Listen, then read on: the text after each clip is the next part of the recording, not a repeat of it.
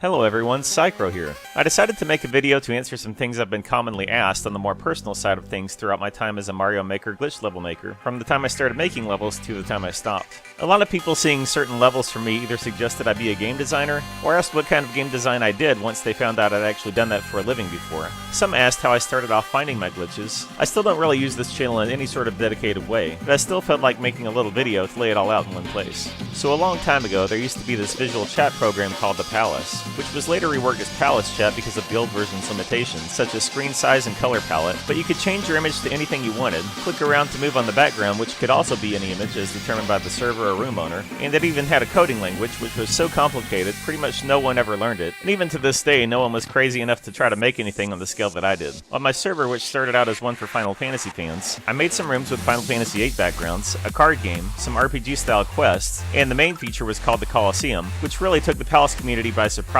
from the beginning by something like this even being possible. I started off making about 40 characters from various Final Fantasy and other games like Chrono Trigger, including some unlockables, in which 10 real players at a time could battle each other on teams using old Final Fantasy style sprites. It really blew up, and people were asking if they could send me money to make them characters in the game. Of course, copyright was a consideration there, but since this was sort of an underground server, I was able to make a living off of it for a while. I worked with people there to make characters using ideas from them and myself, both original and other fictional characters from games, animes, comics, and so on, and there got to be around 250 characters in the end, each with their own abilities and sometimes their own game mechanics, like minigames, customized abilities, and so on. With all these characters and abilities, it was technically the battle system with the most to it of any in the world, depending how you counted things. Eventually, all Palace servers died out, including mine, and I passed along the Colosseum to the owner of a German server, which still had some population. But later I had a copyright-safe and standalone version of the Colosseum up on Steam, which was also fun, but died down and closed down at this point. After this, I attempted to get some funding for making a single-player game called The Mind Hero, which would teach some useful things I learned about psychology as a former major in the subject, subtly within the game's story. But the funding never happened, although I still made a free demo of the game once it was approved on Steam, using just the sim aspects of the game. The Mind Hero's store page has had about 6 million hits on it now, the most of any single thing I've ever done, and it seems like it gets a lot more traffic just by having a demo and a coming soon page than even full release games on Steam, which I say because I've had both types on Steam now, and this has had about 4 times the hits of the release game I had up.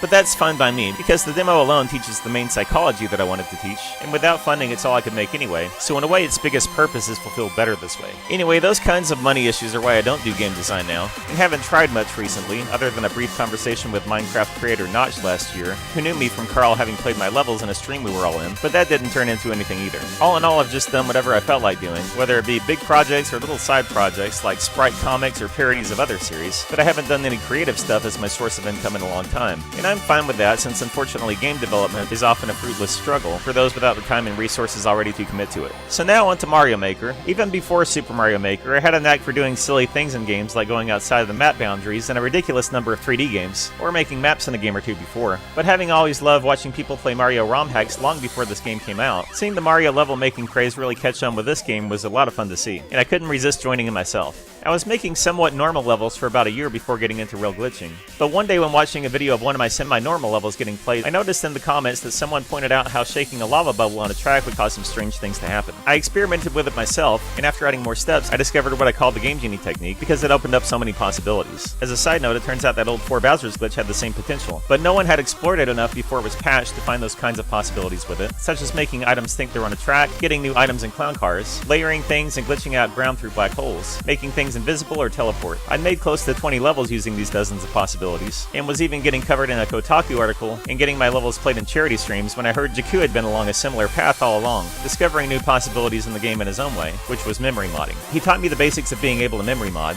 which helped power up my levels even more and make them crazier, and later I even got into making some graphic modded levels, which were some of the most enjoyed ones. I ended up getting lots of 6-digit views on videos featuring my levels from various players, but the most fun part was seeing all the reactions from both the players and from those watching. Really all this came from me screwing around and experimenting with the game, being surprised myself about certain things I was able to make, like a motionless Bowser Jr. with a spinning head, and later even a functional jetpack for Mario. It was a lot of fun to share this stuff with the world, but eventually I'd explored enough crazy possibilities, along with another reason I won't mention here, which made me decide it was time to retire from making Mario Maker levels. I did make a level in the new Super Mario Bros. U game, and started one in a different Mario game, but Mario Maker was definitely the most fun I've had with just screwing around with an existing game, and I still watch and interact here and there from the sidelines. So for anyone still watching up to this point, That's my history from the game and some of what I did before it. For those who don't know about my website, you can see showcases of my prior levels there, along with my tutorials for things like getting glitched or modded items onto your Wii U. I did a thank you video on this channel for everyone's support earlier, and there are too many players and other people to thank by name. But I do appreciate everyone who made it such a fun journey, and who watched this little video as well.